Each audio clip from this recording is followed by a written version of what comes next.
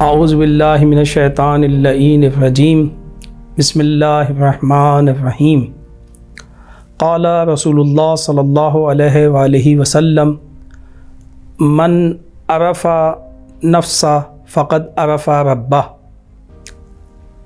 نبی اکرم کا ارشاد ہے کہ جو شخص اپنے نفس کی معرفت حاصل کر لے، جو شخص اپنے نفس کو پہچان لے، گویا اس نے اپنے رب کو پہچان لیا۔ سلسلہ دروس اخلاق کا آج یہ چوتھا درس ہے اور ہماری آج کی گفتگو کا عنوان خود آگاہی اور خود شناسی ہے۔ خود شناسی یعنی نفس کی معرفت، معرفت النفس بھی کہتے ہیں اس کو۔ نفس کی معرفت سے کیا مراد ہے اور یہ نفس کیا چیز ہے، آج ہم اس پہ بات کریں گے۔ نفس در حقیقت انسان کی روح ہے۔ انسان دو چیزوں کا مجموعہ ہے، ایک بدن کا اور ایک روح کا۔ نفس اس روح کو کہتے ہیں کیونکہ اس نفس پر اس بدن کی حیات منحصر ہے۔ جب تک اس بدن کا رابطہ اس نفس سے رہتا ہے تو یہ زندہ رہتا ہے، لہٰذا اس نفس کو اس اعتبار سے روح کہا جاتا ہے، اور ہم سب روح کو بہت اچھی طرح پہچانتے ہیں کہ نفس یعنی روح انسان۔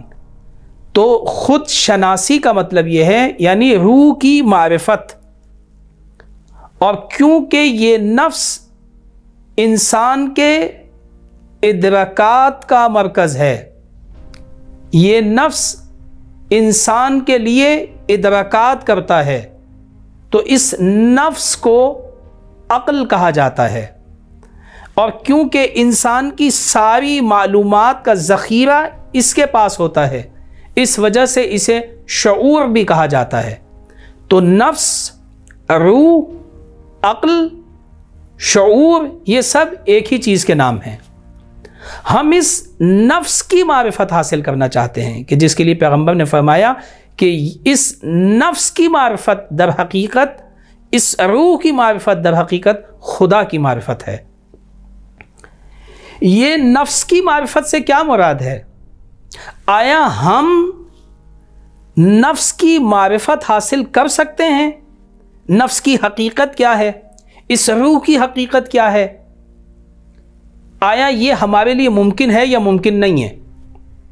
قرآن کریم نے اس کی نفی کی ہے کہ جب پیغمبر اسلام سے اس نفس کے بارے میں سوال کیا گیا، اس روح کے بارے میں سوال کیا گیا، اور قرآن نے اسے پیش کیا کہ یسألونک عن الروح، اے پیغمبر آپ سے سوال کیا جاتا ہے یہ روح کیا ہے، تو آپ ان سے کہہ دیجئے کہ قل الروح من امر ربی۔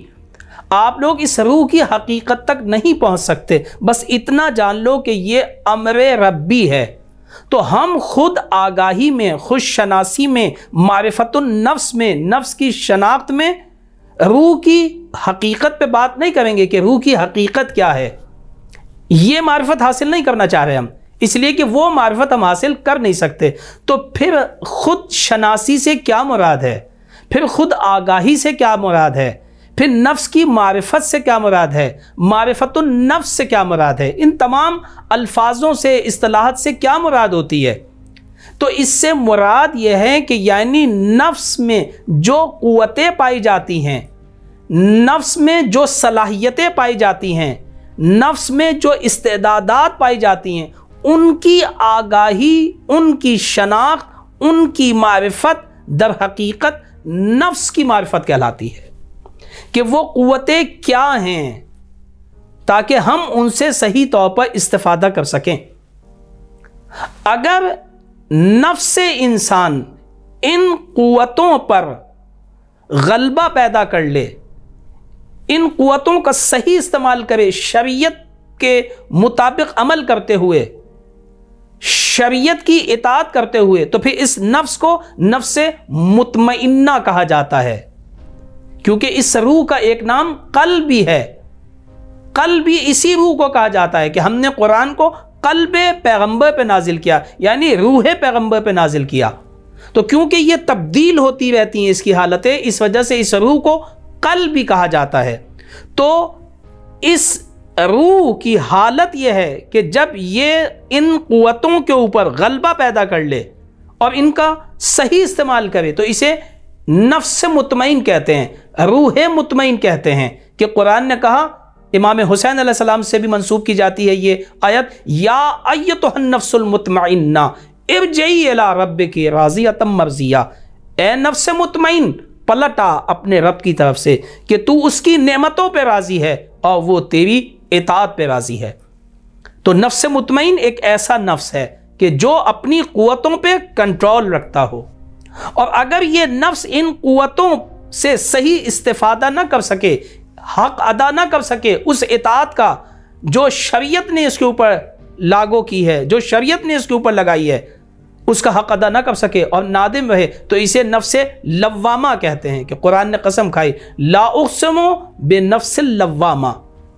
اور اگر یہ قوت غلبہ پیدا کر لیں اور یہ شریعت کے مطابق عمل کرتے ہوئے ان قوتوں پہ غلبہ پیدا نہ کر سکے، بلکہ یہ قوتیں ہیں جو اس پہ غلبہ پیدا کر لیں، تو پھر یہ نفس امارہ ہو جاتا ہے، اور یہی وہ نفس ہے کہ جو پھر سرچشمہ ہے برائیوں کا، پھر اس سے برے اعمال صادر ہوتے ہیں۔ تو انسان کی یہ قوتیں ہیں در حقیقت جنہیں ہم نے پہچاننا ہے، جن کی آگاہی کرنی ہے، جن سے آگاہ ہونا ہے، جن کی معرفت حاصل کرنی ہے۔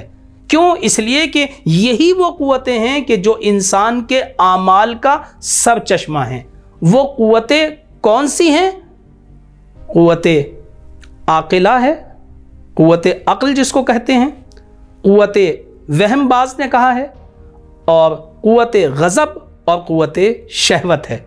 ان قوتوں کی تفصیل انشاءاللہ تعالی العزیز ہم آئندہ آپ کے لیے بیان کریں گے، اور یہ بیان کریں گے کہ ان کے اندر کیا کیا خاصیتیں پائی جاتی ہیں اور یہ کیا کیا عمل انسان کے لیے انجام دیتی ہیں۔ خداوند متعال ہم سب کو دین پہ عمل کرنے کی اور اس کو سمجھنے کی توفیق عطا فرمائے۔ وآخر دعوانا ان الحمدللہ رب العالمین۔